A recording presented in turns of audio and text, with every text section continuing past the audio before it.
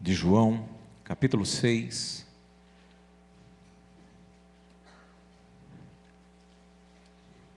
versículo 1.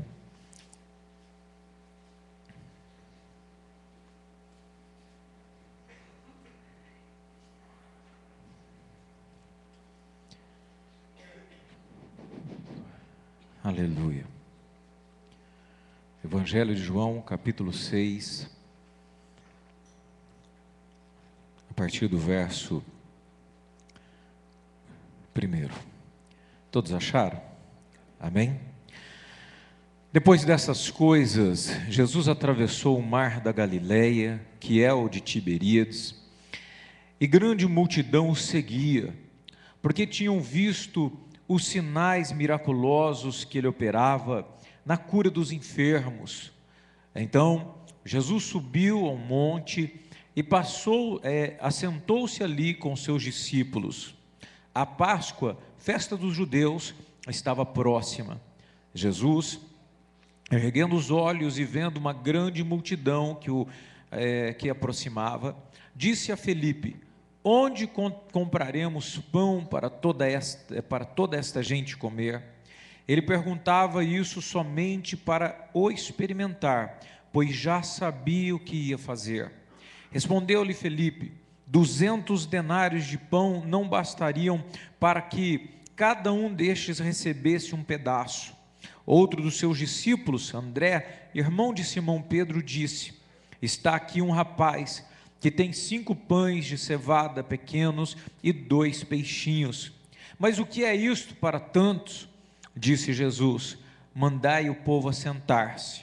Havia muita relva naquele lugar, e assentaram-se os homens, em número de quase 5.000. Então Jesus tomou os pães, deu graças e repartiu com os que estavam assentados, e fez o mesmo com os peixes. Quando estavam saciados, ele disse aos discípulos: recolhei os pedaços que sobraram, para que nada se perca. Recolheram-nos e encheram 12 cestos de pedaços, dos 5 pães de cevada que sobraram os que lhe haviam comido.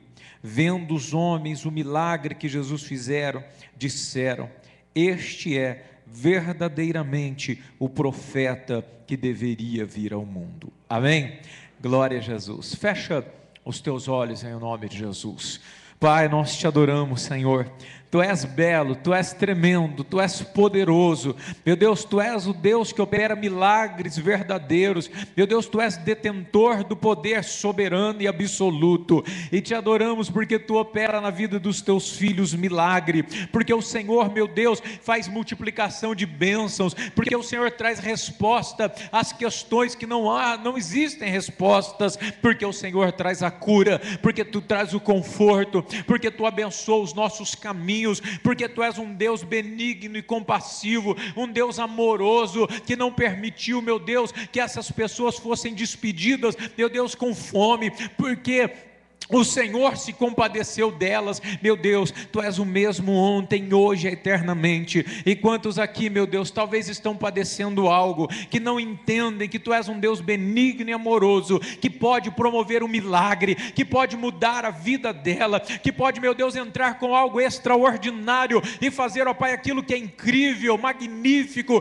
poderoso, que eles possam crer nesta noite, que Tu és aquele que fez a multiplicação e que ainda continua a operar milagres, e que a Tua palavra é bem certa em dizer que o Senhor é o Deus que é o mesmo sempre, eternamente, e que aqueles que creem no Senhor fariam obras ainda maiores aos que o Senhor fez. Então, Espírito Santo, derrama sobre nós, ó Deus, a Tua unção, que a Tua presença seja sobre nós, que nós possamos crer, entender e pela fé enxergar que Tu és um Deus que faz milagres e maravilhas, que Tu opera no sobrenatural, e naquilo que é impossível Tu pode mudar impossível. Meu Deus, ministra, Espírito Santo, em nossos corações, para que possamos pela fé enxergar que Tu és um Deus de milagre, que o Senhor tem formas tremendas de abençoar, que Tu és o Deus presente na angústia e na tribulação. Por isso nós não tememos, porque Tu és um Deus bem presente. Fala-nos, ó Pai, nesta noite, nos dá força, que a Sua voz seja ouvida, que o Senhor, meu Deus, tenha misericórdia de nós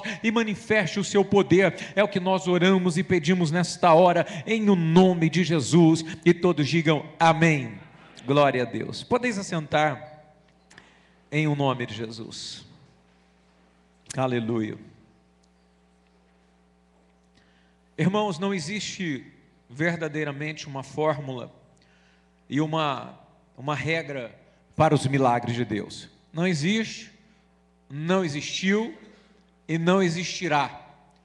Mas é verdade que quando nós olhamos para a Bíblia, nós começamos a pegar e a enumerar algumas formas que Deus agiu, que Jesus agiu, e nós podemos colocar isso em prática em nossa vida, de maneira que possamos andar e extrair de Deus algumas coisas, não exigindo, não decretando, não ordenando.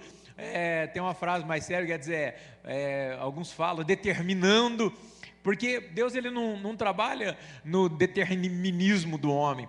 Deus não trabalha debaixo de ordens de homem. Deus não trabalha porque eu cobro a sua palavra. Ó Deus, tu prometeu que peste alguma chegaria em minha casa, e minha casa está toda pestilenta, eu ordeno, porque é a tua palavra que a peste saia. Deus não trabalha assim, porque nós vemos a conduta de Jesus Cristo na cruz do Calvário, aonde o bandido diz assim, ó, desce daí, tu não é o Cristo, tu não é o Filho de Deus, tu não tem poder, então livra-te e livra-nos a nós mesmos. Jesus nunca esteve preocupado em mostrar o seu poder, ou mostrar a sua sabedoria, ou mostrar que podia ou que era Deus. Quando ele vai ser preso ou pego, que ele está orando no Monte das Oliveiras, que ali naquele local de angústia e terror e pavor, que os soldados chegam para prendê-lo, e Pedro tira a sua espada e corta a orelha do servo, do homem, de Malco e coisa e tal. E Jesus falou, Pedro, para com isso, rapaz. Se eu quisesse uma proteção, eu pediria ao Pai, Ele mandaria miríades, soldados e anjos aqui me protegeriam. Eu vim para isso mesmo. Ele nunca quis mostrar, Ele nunca quis apresentar, Ele nunca quis provar. Então, Deus não trabalha sobre cobranças. Amém, igreja? Deus não trabalha sobre cobranças. É bem verdade que nós podemos orar e dizer, Deus, eu tenho sido fiel, eu tenho buscado, a Tua palavra me garante a vitória, que aqueles que te buscam, serão saciados, coisa. Você pode colocar e expor, desde que você esteja andando conforme Deus quer. Você pode, mas não cobrar, achar que você vai poder cobrar Deus e dizer, olha, o Senhor prometeu e agora eu quero, e me dá e coisa e tal. Eu sempre brinco que Ele pode me dar assim, mas é um raio e mandar e te detonar, porque Deus, Ele não é um qualquer ser, e não devemos tratar Ele com desdém, nem com ordens. Mas aqui nós vemos o agir de Deus, um agir na sua maneira, no seu querer, com a sua natureza, com as suas características, com a sua forma de ser, que Ele é um Deus zeloso, que Ele é um Deus que olha para essas pessoas que estavam seguindo Ele, e Ele tem compaixão. Essa é uma história que passa nos 4 evangelhos, Mateus, Marcos e Lucas e João. Eles contam a história da multiplicação, e nós vemos que ele sentiu compaixão, porque o povo o seguia, e o povo lá morrendo de fome, sem ter um McDonald's lá, sei lá, um fast food, qualquer coisa, para ir lá comprar um lanchinho, e ele vê aquela multidão. A Bíblia descreve 5.000 homens, fora mulheres e crianças, e ele tem então aquele coração parte de dizer, agora vou mandar esse povo embora, já estão, como a irmã diz hoje, verde de fome. Eles queriam ver os milagres, eles queriam estar com Jesus, mas eles estavam em uma região que era remota e longe, para que se pudesse comprar alguma coisa ou mobilizar algo, e Jesus teve pena, Jesus teve compaixão. Diga assim, Jesus teve compaixão. Diga, Ele tem compaixão de mim. Glória a Deus, Deus tem compaixão de nós. Como é confortante, reconfortante saber que Deus é um Deus que realmente tem amor por nós, e que Ele tem compaixão de nós, nos tranquiliza. Olhar para Deus como alguém que nos ama de uma forma extraordinária, que quer mudar a nossa sorte, a nossa vida, porque nos ama. Isso é confortante demais. Deus não é um Deus brabo, malvado e iracundo, que quer destruir a todo custo a vida de alguém. Não, Ele nos olha, vê a nossa necessidade, vê a nossa dor, sente compaixão de nós e quer nos abençoar. Amém? Esse é o nosso Deus. Se você ter isso aí bem claro em sua mente, fica tudo bem mais fácil para que você possa sentir-se tranquilizado e saber que nós temos a bênção de Deus, porque Ele nos ama. Amém? Então nós vemos aqui alguns princípios revelados de Deus, que além de mostrar grandes características do Senhor, nós vemos que a bênção é do tamanho da necessidade do homem, amém? Se você precisa de uma bênção enorme, fala para o teu irmão, Deus tem para você. Você precisa de uma bênção menor, diz para o teu irmão, Deus tem para você. Então não importa o tamanho da bênção que você precisa, Deus tem para você. Não importa o que você esteja passando, o que eu passo, o que nós passamos, por ser grande demais ou problemático demais, Deus tem solução para nós. Não importa se é pequeno demais, alguns dizem, eu não vou ficar perturbando Deus, porque eu só estou com uma dorzinha aqui. Irmão, sinto lhe dizer, você perdeu foi há muito tempo, porque você deve orar para que Deus tire a dorzinha, você deve orar para que Deus, mude aquele vizinho, ou converta aquele vizinho barulhento, e que fica te prejudicando, que você acha que não é nada. Deus tem a bênção para você, ou pequeno ou grande, Deus tem a bênção para você. Deus tem a bênção e Ele opera no princípio de grandeza de bênção, na proporção da necessidade a qual você precisa. A matemática de Deus, nós vemos que ela é conforme a necessidade da pessoa, e Deus realmente mostra, porque Ele sabe exatamente o que nós precisamos. Fala para o seu irmão, Deus sabe o que você precisa. Deus sabe o que você precisa. Deus tem certeza que, eu tenho certeza que as pessoas pensam, mas será que Deus está me vendo? Será que Deus sabe o que eu estou passando? Será que Deus tem visto a minha angústia, a minha luta, a minha dor? Olha os problemas que eu passo, será que Deus está alheio? Deus não está alheio ao que você passa. Deus sabe a sua necessidade. Veja aí João 6,6, embora Jesus faça eu não sei se foi uma brincadeira de mau gosto, mas ele faz algo interessante com o Felipe, diz para ele, como nós vamos alimentar o povo. João 6,6 diz, ele perguntava isso somente para experimentá-los, pois já o que, irmãos? Sabia o que ia fazer. Ele já sabia o que ia fazer. Ele sabe o que ia fazer, embora ele perguntou no versículo anterior, o que seria feito. Ele falou para Felipe, onde compraremos pão para toda esta gente comer?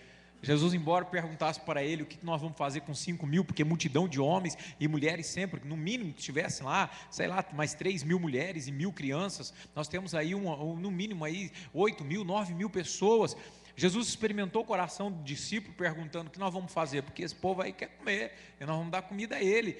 E aí o discípulo falou, meu Deus, agora, comprar pão aonde?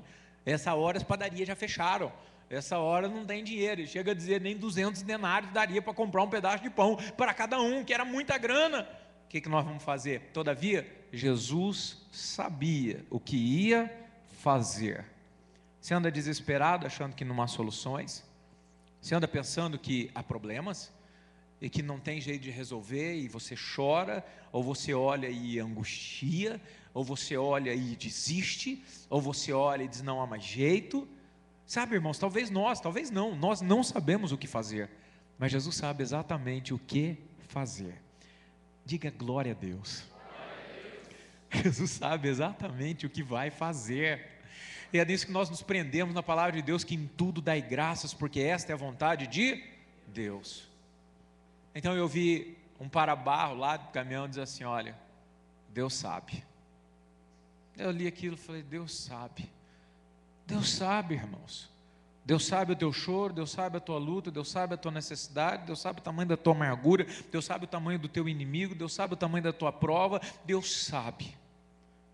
Além de saber, Ele sabe exatamente o que vai fazer para que a tua luta se torne a tua vitória. E nós temos que entender isso, de uma vez por todas. Olhar para Jesus como alguém que pode mudar a nossa vida e nos tirar e mudar e gerar uma nova história em nossa vida. Do nada fazer o tudo. E quando nós fazemos isso, então começamos a andar de maneira totalmente fantástica. Deus já sabe, Ele sabe. Guarde e grave isso. Nós vemos aqui Deus fazendo algo fantástico, usando o que eles têm, das mínimas e pequenas coisas, do pouco Ele faz o tudo, amém? Você pode não ter nada, de repente você está olhando, não sei, aí posso colocar em termos de trabalho, eu até eu quero orar no final da reunião por trabalho, pastor, precisando de emprego, deu errado lá e coisa e tal, e tarará, mas as pessoas elas olham e dizem, eu não tenho nada para começar, eu não tenho, olha, pastor, eu trabalho, eu sou uma pessoa que trabalha, então não tem nada, eu só estou procurando um emprego. E a pessoa acha que ele não tem nada, mas ele se esqueceu que ele serve a Deus, e quem tem Deus tem tudo. E do nada esse Deus pode fazer tudo, Ele pode fazer uma mudança, Ele pode trazer algo extraordinário para a vida da pessoa, sem que ela precise ter grandes coisas. Existem pessoas achando que precisam ter grandes coisas em suas mãos, para que Deus opere um milagre, e não precisa de Deus. Você não precisa de Deus, você já tem tudo. Nós precisamos de Deus porque nós não temos nada, amém? E aí os discípulos estão andando lá, e Pedro vem e fala, Jesus, tem uma coisinha aqui, que tem um piá, um menino. Aí esse aqui chama um rapaz. O que tem um rapaz? Ele tem 2 peixinhos, 2 pãozinhos cevados, e tem 2 peixinhos. Eu fico imaginando 2 lambarizinhos, eu não sei porquê, mas eu acho que peixinho era pequenininho. Então, para você que não foi pescar, eu já sou pescador há muitos anos, então é só lambari que eu pesquei a vida toda, na beira da represa lá, e é desse tamanhozinho os lambarizinhos. Então você pesca 30, 200, 500, aí você frita, dá 2, 3 gramas de lambari. Então eu fico imaginando que o rapaz tinha um lanchinho, a mãe falou, olha filho, eu não posso ir, a mamãe não pode ir, mas você vai ver Jesus lá, fazer os milagres, Ele cura paralíticos, levanta, né, paralíticos e coisa e tal, a mamãe não pode ir, mas vai, toma sua lancheirinha. Eu penso ele com uma lancheira, os pãozinhos, os peixinhos já seco ao sol, carne de sol, peixe de sol, e aí estava com os 2 lambaris e o pãozinho para comer, sei lá, às 4, 5 horas, e ele seco para comer o lanchinho. E aí o discípulo, ei, tem comida? Tem. Diz, o rapazinho se dispôs, diz, olha, eu tenho 2 pãozinhos aqui, 2 peixinhos, puxa os 2 lambarizinhos desse tamanho. E um diz para o outro, falou, que é isso? Isso não dá para nada, né? Nós vemos que ele fala, isso não dá para nada. O versículo 9 diz aqui, está um rapaz que tem 5 pães de cevada, pequenos ainda para resolver, e 2 peixinhos. É engraçado porque é peixinho mesmo, devia ser lambari. Mas o que é isto para tantos? Irmãos, a pergunta é assim, o que você tem para que a tua bênção, que é tão necessária e tão grande, o que você tem, você pode pensar, o que é isso que eu tenho para tantas coisas que eu preciso resolver? E se é nada, irmão, está no caminho certo de um milagre, porque quem faz a grandeza é Deus, não é o que você tem, é o que Deus tem e o que Ele faz.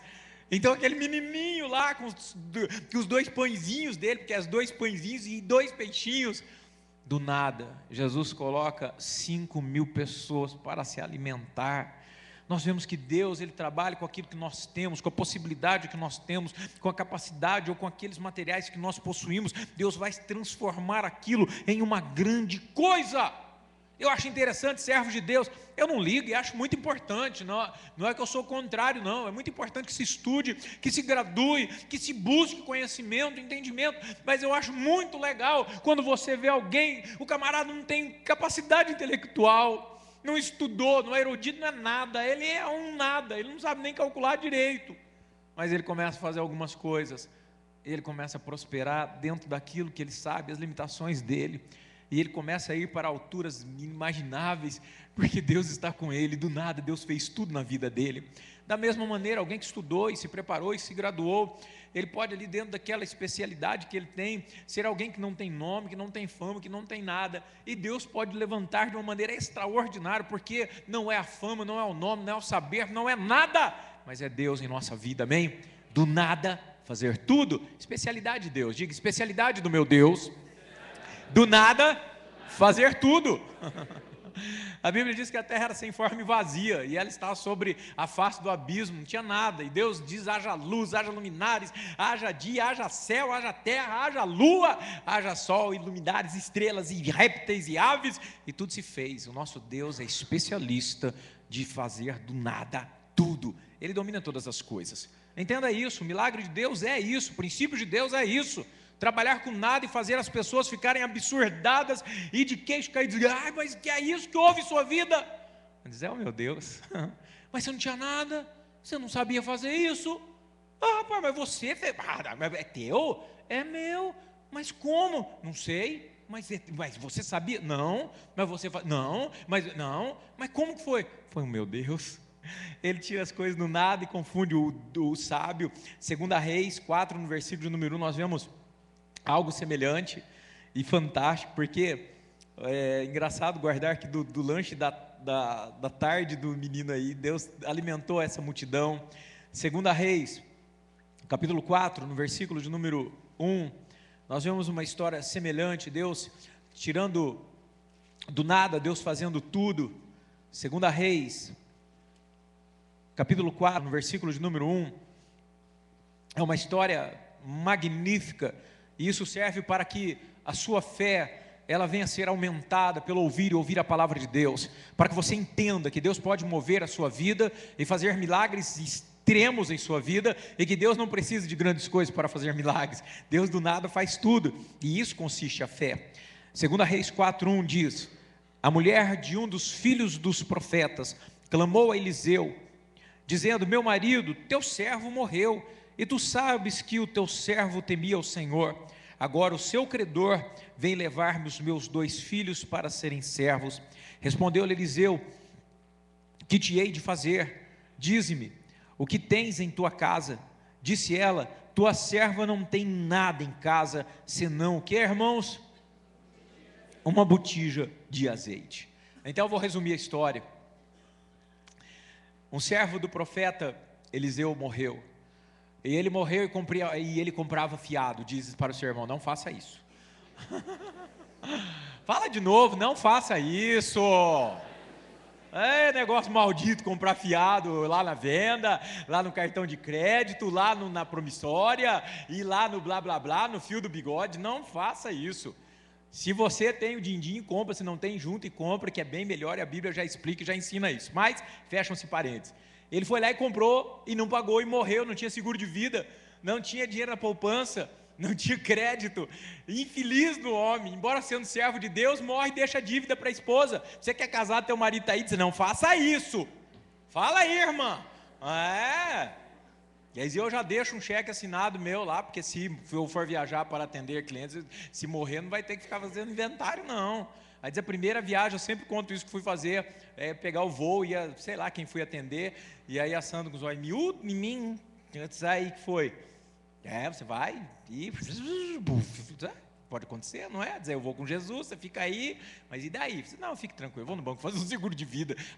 Então muito bem, não é que era interesseiro dinheiro, não, mas é a segurança, não é? Judiação. E aí eu fui lá no banco, e pai, fiz seguro, e tarará, graças a Deus o avião não caiu, mas daí o tempo passou, eu disse: eu vou fazer um seguro de vida para você também, para mim, não é? Porque vai que você me diz: e aí eu vivo e você morre, então daí eu já fico reservado. Brincadeiras à parte, a mulher não tinha dinheiro para pagar a dívida que o marido fez, e os credores não foram lá fazer um processo, não é? Não foram processar e pôr no CEPROC e tal, e procurar a irmã Dani, tarará, para fazer isso, não. Eles foram lá e disseram assim: você deve, pela lei, nós podemos pegar os seus filhos. A mulher já era viúva, estava toda detonada, com contas, viúva, sem o marido, sem qualquer forma de recuperação imediata. Então ela procura o servo de Deus, diz: servo de Deus, aquele homem que era servo teu, que cria no seu Deus, morreu e eu tenho dívidas, e os seus filhos agora, que são os meus filhos, serão levados. Sabe o que o profeta pergunta? O que tens em casa? O milagre de Deus estava começando a aflorar e aparecer. Não era para ela dizer, ela poderia dizer: olha, como ela já estava sendo, perdendo os filhos, isso queria dizer que ela não tinha como pagar, ela não tinha dinheiro. Mas ele pensou nas coisas mínimas, e ela diz: eu só tenho uma botija, ou uma vasilha, ou uma latinha, ou um vidrinho de azeite, é só o que eu tenho. E diga-se de passagem, farinha, azeite, comida básica, não é, do pessoal de lá, era só isso que eles tinham. Então o valor era realmente agregado a esses produtos, mas em grande quantidade. Sabe, o profeta diz: vai catar vasilha pela vizinhança, sai. E a mulher, mais uma vez nós vamos ver que tem contexto, ela teve fé. Diga: para ver milagres é necessário obediência. Ela obedeceu, porque no versículo seguinte, de verso 3, disse Eliseu: vai e pede emprestadas as vasilhas de todos os teus vizinhos, vasilhas vazias, e o que diz aí? Não poucas. A mulher podia pensar qualquer coisa, surtar e falar: meu filho, já estou devendo, vou pegar a vasilha emprestada, meu crédito não anda bom na vizinhança, não é? Diz: não, então eu vou. E essa mulher vai de porta em porta, de vizinho em vizinho, diz: olha, o profeta lá que disse, viu, se eu não pagar, ele paga, fica tranquilo, empresta a vasilha. E a turma leva vasilha, e os filhos correndo, pegando vasilha. Obedeceram, irmãos. A obediência sabendo que Deus vai agir naquilo que é pouco, que é mínimo, que para nós é insuficiente e que não serve para nada. Quando nós temos Deus, o que para nós serve para nada, Deus faz o tudo e o milagre. E ele começou: fecha a tua porta, entra lá, fecha o teu bico e começa a deitar esse azeite nas vasilhas. A Bíblia diz que ela foi enchendo as vasilhas, e enchendo as vasilhas, e enchendo a vasilha, e enchendo vasilha, enchendo vasilha, enchendo vasilha, até que todas se encheram. Glória a Deus. Todas se encheram. Do nada, esse Deus faz tudo baseado na obediência e na fé. Essa mulher vende o azeite, paga os seus credores, meu filho, fica com a aposentadoria garantidinha, o que o marido não deu. Nós precisamos começar a acreditar e entender que nós não precisamos de grandes coisas para que Deus faça algo em nossa vida. Tem gente: se eu conseguir isso, então vai dar certo. Você não precisa conseguir isso, você precisa ter fé no teu Deus. Com o que você já tem, você conseguirá ter a vitória e o milagre. Pessoas esperando alcançar algo para poder ter milagre. Senão, se você vai alcançar para que depois comece algo em sua vida que Deus possa fazer, Deus não precisa de ajuda. Deus é todo poderoso e faz milagre em sua vida de qualquer maneira, amém? Para receber a bênção de Jesus, nós precisamos obedecer como aqui foi dito, porque essa obediência, quando nós vemos o início desse milagre, Jesus manda que esse povo se assente, né? No versículo seguinte aqui em João 6, no versículo de número 10, disse Jesus: mandai o povo assentar-se. Havia muita relva naquele lugar, e assentaram-se os homens em número de quase 5.000 homens. Então, é uma pergunta bastante interessante, porque é uma visão, na verdade, bastante interessante, porque este povo aqui poderia pensar: isso é ridículo, que coisa tosca, nós vamos sentar aqui para quê? Ele está lá só com aquele 2 lambarizinhos na mão, e 2 pedacinhos de pão, e pede para a gente sentar aqui. Será que a gente vai comer essa relva, esse capim? Eu não sei, né? Porque no meio do povo você sabe que sempre tem aquele que é negativo e maligno, mas o povo já estava sabendo com quem é que estavam lidando com o Rei da Glória, com o Senhor que havia feito milagres e grandes coisas. Então eles tiveram fé e falaram: nós vamos sentar aqui e nós vamos ver um grande milagre agora, nós vamos ver algo tremendo, extraordinário. E o povo se assenta, e o povo aguarda. Então nós vemos o que? Mais um princípio da bênção: a obediência à ordem de Jesus. O pessoal sentou, cada um lá em grupo, mesmo, né, que parecia ser algo absurdo, sentaram-se e aguardaram, e a obediência fez com que se gerasse grande milagre naquele lugar, amém? Grande milagre. A Bíblia diz que o seguinte: todos comeram, todos. Então Jesus tomou no versículo de número 11, os pães, deu graças, o partiu, né, e os repartiu com os que estavam assentados, e fez o mesmo com os peixes. E no verso 12 diz: quando estavam o quê? Saciados. Deus nunca vai dar um milagre, irmão, só para você sentir o gosto, só se você for infiel. Porque existem pessoas, e eu já vi e já ouvi uma coisa assim: quando eu estava sentindo o gostinho da bênção, eu perdi. Mas ele perdeu porque ele foi infiel. Ele perdeu porque quando a bênção vem, deveria ser aquele momento de entrega e de busca, e de ser mais fiel a Deus, e de permanecer mais em sua presença. Então essa pessoa, ao invés de andar mais com Deus, ela se afastou. Então ele só sentiu o gostinho e perdeu. Mas quem é fiel a Deus, ele vai ser saciado, ele vai ter plenitude, ele vai ter tudo de Deus na sua vida. Então eles comeram, meu irmão, comer a valer mesmo. E eles viram a glória de Deus, porque além de tudo isso, Deus mostra que a sua bênção, ela vai além do que pedimos ou pensamos. Diga: as bênçãos de Deus vão além do que eu possa pedir ou pensar. Essa é a glória de Deus. Você pede para Deus algo que é 1, Deus dá 2 milhões. Você pede um que é 1 milhão, dá 1 trilhão. Deus, ele não economiza, porque ele é Deus. Ele não precisa: o fulano lá está pedindo uma benção, não sei, deixa eu repartir, porque são tanta gente para dar benção, e o meu poder acaba, então eu vou dar um para você, um para você. Não, diz: dá logo uns 20 mil para aquele, 60 mil para aquele, 800 mil para aquele, porque as bênçãos dele são infinitas. As bênçãos deles sobram, as bênçãos deles são exageradas. Deus é exagerado no sentido de abençoar. Quantas pessoas nós temos, e eu particularmente converso com as pessoas, e pastor, o que eu vivo hoje eu nem imaginava. Olha, o que eu vivo e coisa e tal, são coisas fantásticas que Deus fez em minha vida. a gente nem pensa, né? Particularmente eu, de vez em quando, dou uma recapitulada em minha vida, dou uma olhada, meu Deus do céu, quem diria? Que Deus bom, que Deus maravilhoso em todos os âmbitos da nossa vida. Deus é exagerado para nos abençoar, amém? E Ele exagera mesmo, se você é fiel, Ele vai fazer isso. Porém, Deus também Ele não quer que nós sejamos egoístas. Deus faz com que todos sejam alimentados. Se esse menino não fosse alguém que não fosse egoísta, né? Se ele fosse um egoísta, é meu e não vou dar e coisa e tal, óbvio que Deus proveria alguma coisa. Mas eu fico pensando nesse menino, que no final de tudo sobraram os 12 cestos cheios. E aí ele dividiu, né, os 12 cestos, coisa e tal. Eu acho que chamaram o menino e falou assim: ô Piá, vem cá, que foi? Você que deu os pãozinhos, leva um cestinho para você lá para tua casa. Já pensou o que esse menino ganhou? Né? A gente não tem, a Bíblia não narra, mas as coisas devem ser divididas. Quando Deus começar a derramar bênção sobre você, de curas e milagres e libertação, comece a propagar as bênçãos do Senhor para todas as vidas, amém?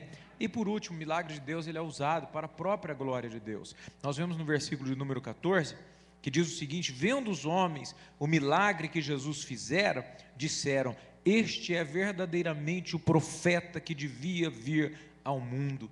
Quando as pessoas olharem sobre a sua vida, toda bênção, todo poder, toda unção, toda mudança e toda glória, então eles dirão: este Deus é sobre esta vida, e glorificarão o seu Deus, amém? Vamos colocar em pé em nome de Jesus. Fique em pé, feche os teus olhos, e nós vamos orar a Deus e falar com Deus.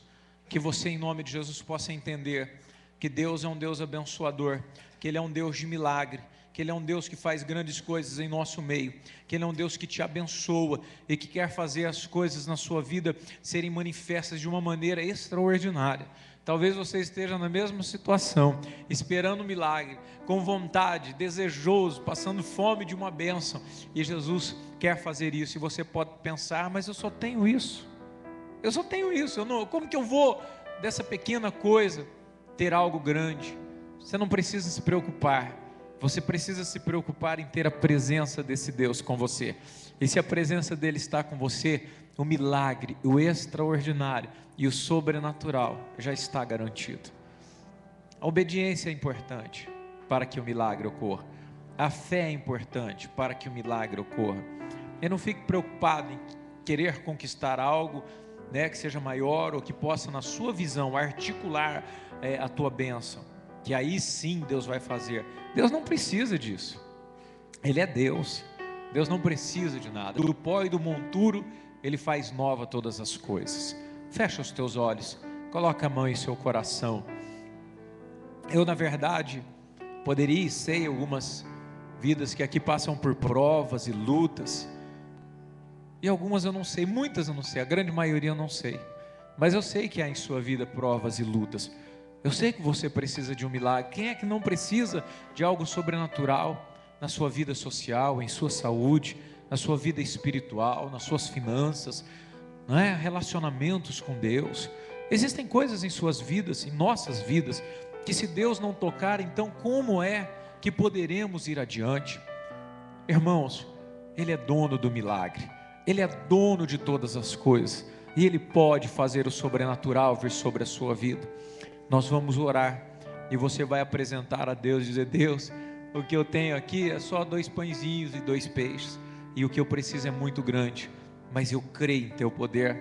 Você vai dizer: Deus, eu só tenho uma botija de azeite, mais nada, e aos meus olhos isso não dá para nada, mas eu creio em teu poder, que a multiplicação, que o milagre, o sobrenatural de Deus venha sobre a sua vida nesta noite. Sobre aqueles que precisam de um emprego, Deus pode pôr as mãos e abrir o melhor emprego de sua vida. Deus pode ir mais longe, pode abrir até a sua própria empresa. Para você que precisa de uma cura e uma enfermidade lhe assola, você pode pedir a Deus não somente que Ele venha, sabe, amenizar essa dor, mas pode pedir a Ele que venha lhe curar, porque Ele é Deus. Mas pastor, eu passo um problema sério de família, com meu filho, com meu marido. Irmãos, nós estamos falando de um Deus que tudo pode fazer. Que você possa ter a consciência que Deus, que Jesus opera o impossível em nossas vidas, e que a sua vida nunca mais será a mesma, depois que você crer no poder sobrenatural de Jesus. tua vida terá uma mudança tremenda. Pai, nós te adoramos nessa noite. Tu és Senhor, ó Pai, a tua palavra é verdadeira e fiel, e por isso nós confiamos nela. Meu Deus querido, Tu és o Deus bem presente em nossa vida. Tu és o Deus que abriu o mar para o seu povo passar, e os pés enxutos, ó Deus, foram passados naqueles momentos.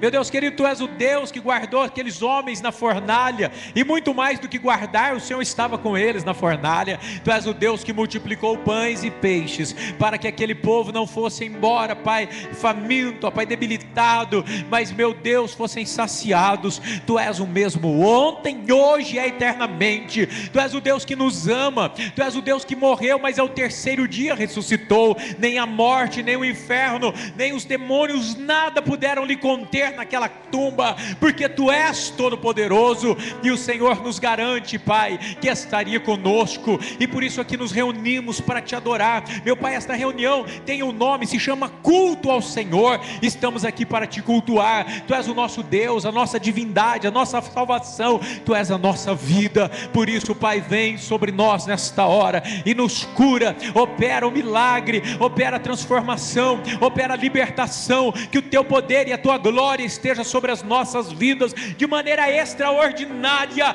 Opera em nós, Senhor.